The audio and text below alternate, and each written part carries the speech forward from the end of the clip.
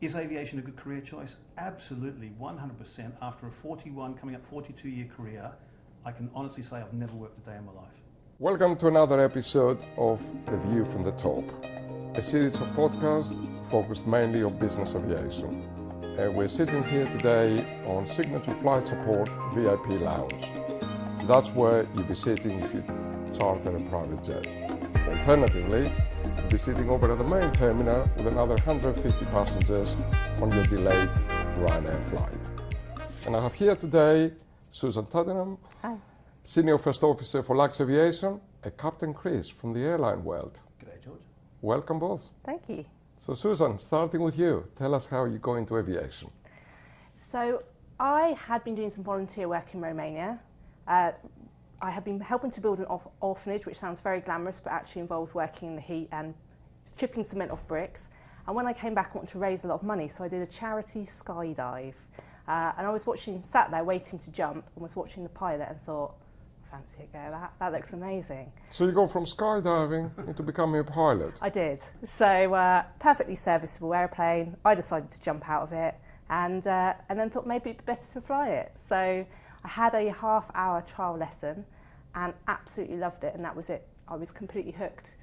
I just wanted to do that for the rest of my life.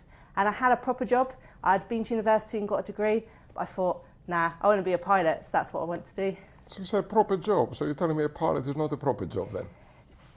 No, George, of course it's a proper job, but it's a lot of fun. So it makes it a lot easier when every day you go to work and you love what you do, because it's not like a job then, it's a passion. Brilliant. And you, Chris, you got quite a long career, I think, starting back in Australia. For a long time, yeah. So my story is, like many people out there, how did I become a pilot? I was a 12-year-old boy, and I'd never been on an airplane before. I'd been to the airport, we'd seen airplanes. My dad was really keen on airplanes. He wasn't a pilot, he was a builder. But we went on a family holiday. I was 12 years of age. I had two younger brothers and a sister, but I was the eldest. And I remember we were boarding a Trans-Australian Airlines 727 at Melbourne Airport. We were going up to see my Uncle Fred in Queensland. And as we boarded, my father pushed me in front of him to one of the flight attendants, hostesses they were called in those days, and said, "My son Christopher wants to see the flight deck," or cockpit in those days. And I said, I didn't know what was going on. I was a shy 12-year-old boy. Next thing I knew, I'm in this tiny little room at the front with three pilots. It was a pilot, there were three pilots to me, the captain, the first officer and the flight engineer. And the captain said hello. And then they said to my dad, "Does Christopher want to stay here for takeoff?" So the short story is I ended up sitting in the cockpit of this 727. We took off. I've never been on an airplane in my life. So I'd never had the passenger experience. And now I'm in the cockpit, we're rushing down this runway, this huge amount of noise and speed. And as we lifted up into the air, I just completely forgot about everything else and thought, this is amazing. When the gear went up and all the noise disappeared behind us, the captain turned around and he said, "What do you think of that?" And all three faces were looking at me, and I said, I'm 12 years old, I'm like super shy, and I'm like, there's three men looking at me, asking me a question. I said, "Are you pilots?" And they all laughed. And then I said another stupid question. I said, "Do you do this for a living?" And they went, "Yeah." And I said, "Can I do this?" And they went, "Of course you can." And that was it. And I just stuck with that goal. Never changed. Fantastic. And I think I believe you got 25,000 hours? 25,000 flying hours over a 41-year career. I've flown for 6-7 different airlines. I lose track now, in 5 different countries. And I've had an amazing adventure. Fantastic. And you, Susan? How many flying hours? How many flying hours have I got? I think it's nearing 3,000 now. I will get the book out and check, but yeah, it's going well. I'm enjoying it. So. You are? Yeah, loving it. What is the best part of your job? Well, for me, the best part of my job is that because I work in business jets, I feel that I love every element. So I get to meet the passengers and greet them, and that's one of my favourite things. As a chatter, I enjoy a conversation, so I enjoy meeting them and welcoming them on board. I love flying the plane, and I love the places that we take them to. So there isn't a part really that I don't enjoy. Maybe 3 o'clock in the morning cleaning out the loo or something like that in some remote airport, but apart from that, it's amazing. And you, Chris, what's the best part of your job? You fly for an airline? I fly for an airline, but I think the best part of my job, because it's changed over my long career, the best part of my job now is training other pilots. In other words, giving them my knowledge and my experience from a 41-year career and training new first officers in the simulator or on board the aeroplane and showing them what I've learned over the years, just with a comment here and there. And training's a really strange thing. You're not sitting there watching them fly. You're just adding to their knowledge that they already have. It's called airmanship, and that's what my job is now, and that's the best part of my job. And I understand you're a bit of a social media celebrity, especially on Instagram. How did you get into that? Okay, so during the pandemic, as we all knew, after about 2 months, I thought, oh, this will be over in a couple of months. We all thought that, didn't we? We thought 2 months would be all over, we'll be flying by the summer. After 3 months, it wasn't happening that way, and people were losing their jobs, and it was terrible, you know, and I was possibly going to lose my job as well, and lots of my colleagues had already lost their jobs. I was living in France, and I was trapped. I couldn't get to the UK, and that's where my job is. But my son said, why don't you make up a sign like this dude with a sign that's on Instagram and advertise people to go back flying? Because the problem was people had stopped buying airline tickets, so the airlines were now having to shut down because they couldn't sell tickets, so they're going to have to ground fleets. And we all thought this will be over soon, right? So I did my son got me to write on a sign, buy airline tickets like you bought toilet paper. Remember, people were, you know, buying the lots of toilet paper, and it was the thing that was disappearing in the supermarket. So I wrote this funny sign, buy airline tickets like you buy toilet paper, stuck it up on a sign in my uniform, held it up to the sky. My son took a photo with toilet paper, and it went viral. And I had media from all around the world contacting me saying, oh, there's a great campaign. Lots of travel agents were starting to use it, and people were using it all around the world, because again, we all started thinking this will be over and we all get back flying, and everybody knew that you had to sell airline tickets to get people on board the aeroplanes. But as we know, that never happened. But the actual viral post just kept going throughout. It's nearly 3 years now, but for 3 years it's still out there somewhere. Well, I follow you on Instagram, and I think your posts are fantastic, very motivational. You, so you both work in two different sectors of the industry. You in the executive work, you currently on the airlines, although you've done some private aviation before. What actually makes a good executive pilot? What makes a good airline pilot? Safety. In both jobs. I was just thinking about safety. Safety first. You know, in the commercial world, there's always commercial pressures. But as I say to anybody, especially guys and girls getting their commands for the first time, the first thing they've done all their training, they've done all their testing, but I say the most important thing is be safe, be legal, and then be commercial. Safe, legal, commercial, in that order, always in that order. And that applies to both jobs? Both jobs. But what about on your side, Susan? What do you think, what qualities that an executive pilot needs? What qualities does an executive pilot need? Well, I haven't flown for the airlines, but I feel that it's probably different in that I'm involved in all areas of the flight. So a typical day for me might be meeting the captain, discussing the fuel, looking at the weather, liaising with the handling agents, and speaking to the refuelers, loading the bags, meeting and greeting the passengers and boarding them. So it's probably a more intimate or one-to-one environment. And then the planes are different in themselves, so we often might fly something slightly smaller. So there's that bit of personal, more one-to-one service with the clients, which I really enjoy. So that's something that is probably different, I'd imagine, to the airlines. And the difference, there's many similarities, but the difference with the airline world is probably we don't meet the passengers. You know, that's the cabin crew's job, but we're always meeting different people. In other words, we'll be flying with different co-pilots or other captains. There might be 3 or even 4 of us in the cockpit, and there'll be up to 15 cabin crew. And so we meet each other in the crew room. We just see faces, and we only normally deal with 1 or 2 of the names that are in charge of the cabin, but we need to know who each other is. So we are dealing with people, but it's in a different way. We're dealing with the crew rather than the passengers. We leave the passengers for the cabin crew to look after. So that's a difference, but everything else you said we do as well. When I got into the industry, executive aviation was a stepping stone for pilots to get to the airlines. But what I've seen over the years, that has changed, probably because pay is so much better in the executive world. Do you see people moving still from the executive work to the airlines, or sometimes we see it the other way? People that they've done the airlines for so many years, then they want something different and they move to the executive world.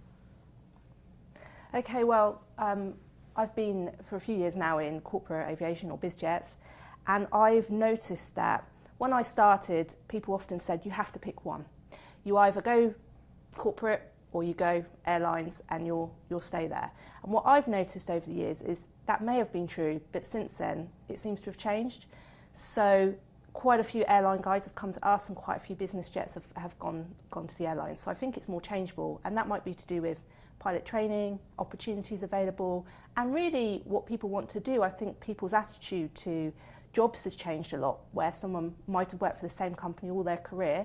Now people are prepared to move to get the job that suits them, and move geographically and consider what it is that they really want. So there's lots of people that move because they want to live somewhere different, or because they want to fly a different aeroplane, or because they want a different lifestyle or a different kind of job. So there's a lot more freedom between the two, I'd say. I think the word you put on there, Sue, was lifestyle. People live for lifestyle now because, as you said, George, the salaries have gone up in the business jet world, in the corporate world, similar to airlines, because it used to be, like you say, somebody would go into the corporate world, get some experience, and then off to the airline, because what's important in the airline world is seniority. And you don't have that in the corporate world. In the airline world, it's all about seniority. If you start in any airline, you have to start at the bottom and work your way up. And that's why people don't move from airline to airline, because of a strict seniority system. But you'll find people now coming from the other end of the airline world, the senior guys in my age bracket, looking at corporate as a way of continuing to fly after 60 and 65 years of age, because it's a very interesting business, and again for lifestyle. How hard is the job in the respect that in the executive world, people quite often think that we don't have a roster, so people fly when they're needed to fly. Things have changed, of course, so most of the executive companies now will have a roster similar to the airlines, Chris. Is it vastly different, those rosters? Do people work harder in one or the other? Rosters. Okay, when we had this talk earlier, you said, Chris, tell me what the pros and the cons are of your job. One of the pros of my job is we get a roster. So we're told, next month you're flying here, here and here, these are your days off. That's great. The problem with the roster is that's what you're doing. If one of those trips, if you're going to San Francisco and it's your son's birthday, you don't get his son's birthday. If your wedding anniversary is on a day when you're in Lagos, you're in Lagos. So there's not much changeability with that. So a roster is a good thing and it's also a bad thing. Also, as airline pilots, we're told that in the executive jet world, I have a friend of mine who left the executive jet world because he said things would happen at his company where he'd turn up for work on a Monday, thinking he was working on the Monday, and he'd arrive back at home 13 days later. That was an exception, but he said he just couldn't do that anymore with a family of 3 kids. So there's good and bad in both sides of both aviation worlds. And from your point, Susan, how do you see the executive world? I think it's really varied, so it depends on which company you work for and if you work for a private owner. So there's probably a roster that suits you, and everybody has different needs and everybody wants different things. So somebody might really enjoy 2 weeks on, 2 weeks off, but someone else might think, I don't want to be away for that long. So I've just come back from maternity leave and my roster is 6 on, 3 off. So during those 6 days, I might be waiting on call, I might be flying about. The job can vary quite a lot in those 6 days, but I'm there for the 6 days and then I've got cover, and then when I come back I'm off. So they can be as long or as short depending on your owner and your company and what the size of your airplane and how far it goes. So yeah, there's a lot of variety. And I was just thinking then, just butting in there, I was just thinking then about rosters. I remember with the seniority, when you're a junior pilot, my kids were quite young, I could never get school holidays off. Now that I'm a senior captain, I can get all the school holidays off, but I actually don't want them. So there's good and bad with rostering. Sure. But we talk about the airline world and the executive aviation world, but there are other sectors of aviation. We mustn't forget those. The target towing, the flying instructing, the air displays. So Chris, have you had any experience on those? I think I've done most of them. I've done live target towing for the Royal Australian Navy. I've done flying instruction. I've worked for Channel 7 and Channel 9 News in Australia. I used to do live beach and bay reports from a Cessna 172 on the radio, flying over the beaches with weather reports. I've done cargo flying. I've done bank runs for companies. In fact, I remember I used to fly around Australia delivering ATM machines. And that's how old they are, right? And delivering the money for the ATM machines. So, yeah, I've done it all. Anything to get those... Did it make it there, or did a few bits just... What I'm saying is, I did anything to get those precious flying hours. And if it's flying an airplane with 2 engines, even better. Good point. There's a lot of passion there. I see it in both of you. And I think it goes back to what someone said to me the other day, that aviation is like the mafia. once you're in, very hard to get out. Yeah. Yeah, it's an addiction for sure. It's a passion. I really enjoyed the variety of flying before I came, and even in my current job. But I was a tug pilot, and I worked in a fixed-base simulator, and I also worked in a hangar refabricating vintage airplanes. So there's so many different roles you can do in flying. There's turboprops. There's you can fly across Africa. You can do float plane flying. So there's such variety. People will always ask me, is aviation safe? What do you have to say to the people that they don't really understand aviation very much, but they fly, they go on holidays, they go on a business trip. How safe is aviation? Okay, statistically, I know this one, and I haven't prepared this one. Is aviation safe? If you went flying every single day for 29 years, you might be involved in an incident, right? And there's a 1 in 100 chance that incident is an accident. So is it safe? It's safer than walking down the street. And I mean that. The most dangerous part of my job is driving to the airport. That's it. Aviation is safe because we make it safe. And business aviation, Susan? Also very safe.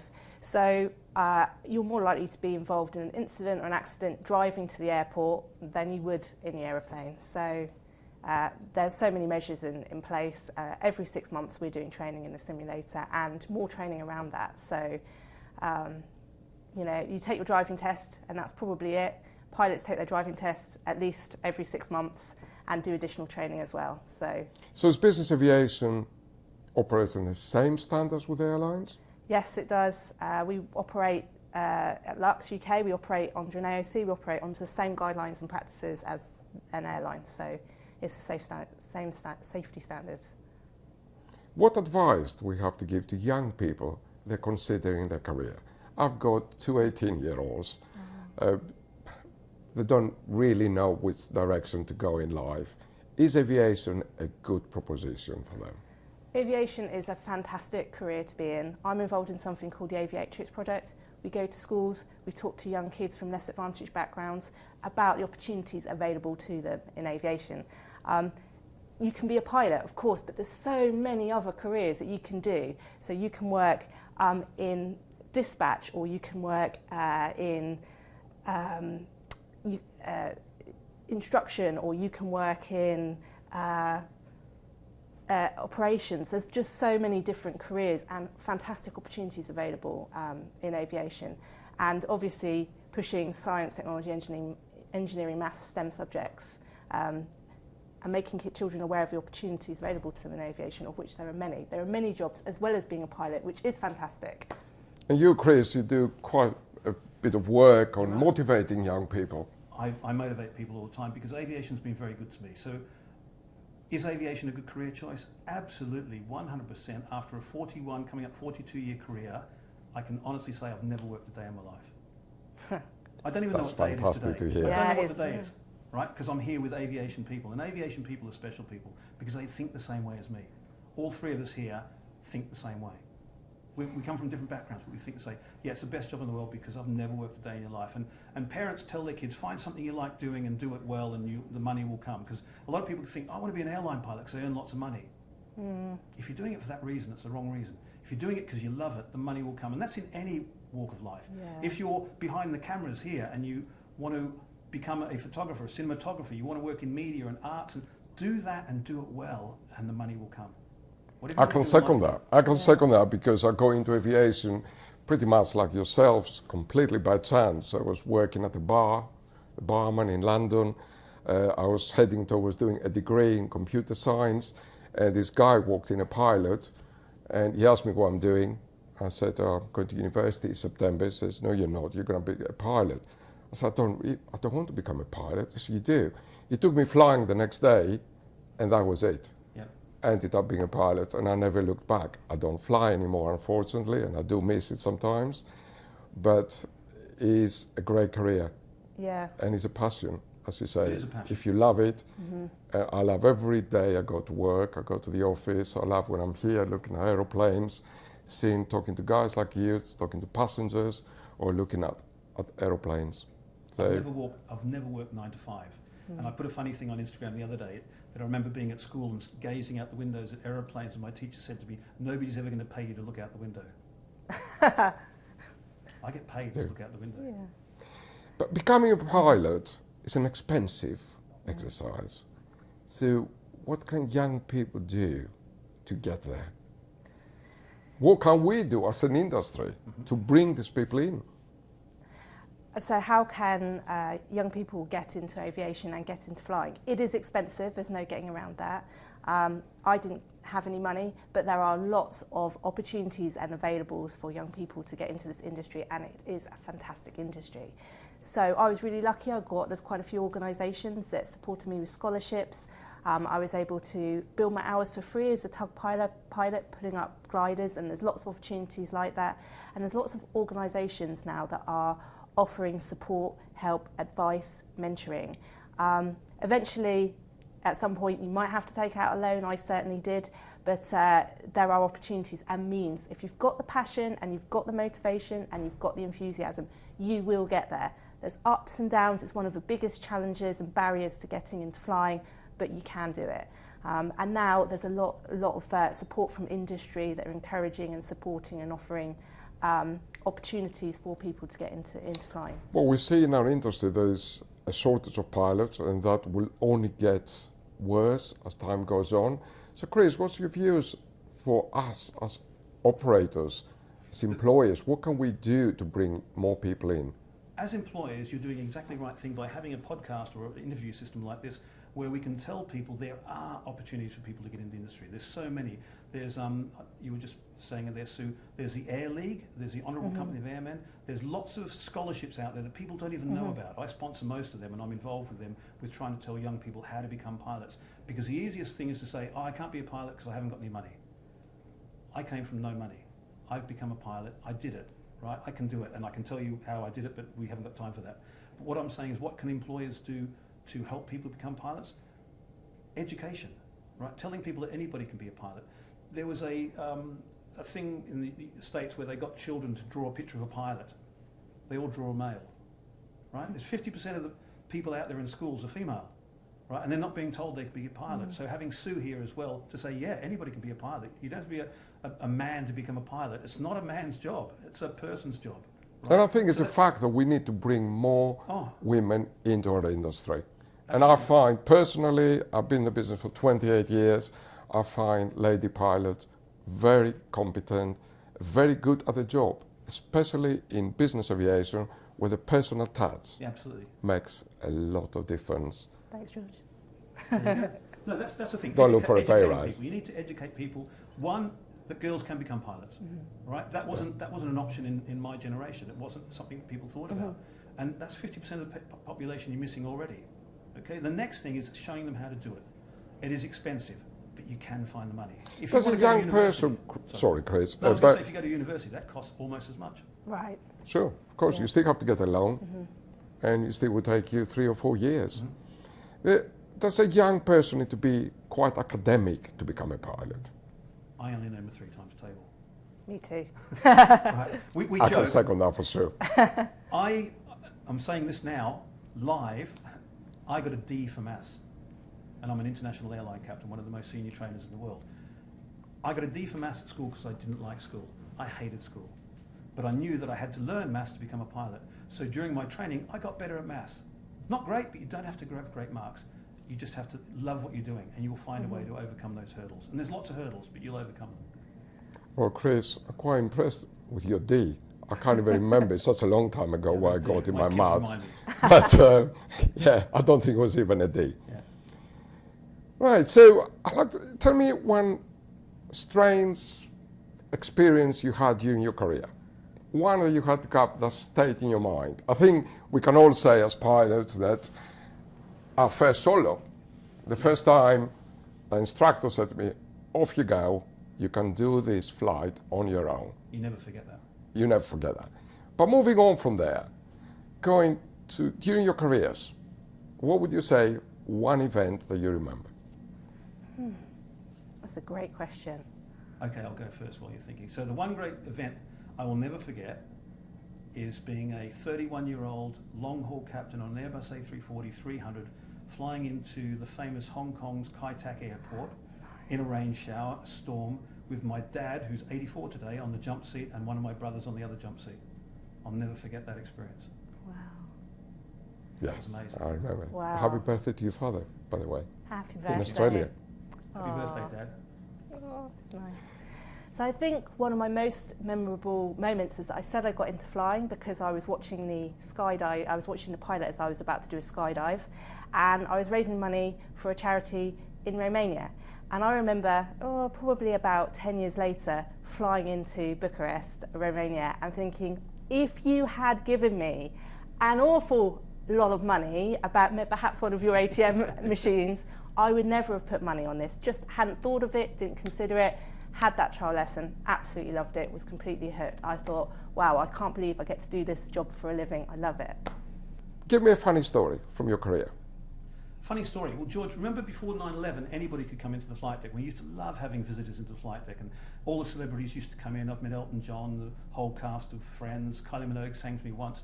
But I remember flying into Los Angeles once. We were on final approach, and the flight deck door burst open during the approach, which was unusual. And in came Leslie Nielsen from the Airplane movie, Wow. and he said his famous line, "We just want to say good luck, we're all counting on you," and then left. Couldn't stop laughing. That's brilliant. And just for clarification for the Civil Aviation Authority, it was before 9/11, and the cockpit door was not locked. Yeah. Thank you. Brilliant. Chris, what about you, Susan? So I have a funny story. We were flying a band around on tour to all the festivals, and Rita Ora and her support acts were on board. The plane is emptied. It was about 3 o'clock in the morning, and I thought, that's great. We're all back. Everything's great. The plane's brilliant. And I just went to tidy a little bit in the cabin, opened the toilet doors, and Rita Ora is in there touching up her makeup. And I was like, I'm so sorry, I thought everybody had left, and shut the door. And she was the coolest girl in the world. She opened it again. She goes, nah, no problem at all. Does my lips look okay? And I was like, you look great. You look great. It's 3 o'clock in the morning, and you look amazing. So That's the perks of business aviation. You get to know people. I'm going to be a bit controversial now and talk about the future. There's a lot of talk on social media, in particular, Chris. I think we involved one of the posts about single crew aircraft, or indeed no crew aircraft. What do you think about it? Talking about single crew aircraft, I think it's coming. I don't like to use the word inevitable because it sounds like a powerful word, but I think it's coming in aviation. This is safe. Would the public be happy with one pilot up front? That's a really good point. The public. Who are the public? Right? Airbus did a research into this, and they asked school children, would they be happy with no pilots or a single pilot? Do you know what the kids said?